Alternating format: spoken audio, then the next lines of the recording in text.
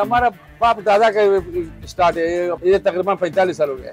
गोश्त वाला 6 रुपए था और बगैर गोश्त 5 रुपए, अब तकरीबन 650 रुपए। हमारा कारोबार बहुत मुतासर हो गया। अब ये साज है, एक दूसरा अफगानी ले गोश्त तो यखनी उसके साथ ही पकाता है। चावल का बहुत ज्यादा होता है, उसका अपना जायका होता है ना। सो उसका वो प्रैक्टिस से आदत है ना, मास्टर है उसका काबली पुलाव का मास्टर है। लाहौर से आते हैं, पिंडी से आते हैं, इस्लामाबाद से आते हैं, इधर खुशार वाला लोग रोज आना है, हैदराबाद से आता है इधर खाने के लिए।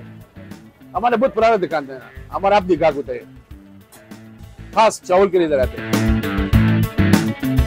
ये दुकान तकरीबन 65-70 साल हो गए पुराने दुकान है। अफगानी जो है ना अच्छी पुलाव बनाते हैं, उसकी अपनी रिवायत है ना, इसकी वजह से वो हुकूमत ने वो जो ऐलान किया हुआ है उसकी वजह से वो गए, अफगानिस्तान गए, तो इसकी वजह से थोड़ा कारोबार खराब हुआ। अफगानी कारीगर के अपने हाथ में भी देखा है और उसकी अपनी रिवायत है ना अफगानी कारीगरों का।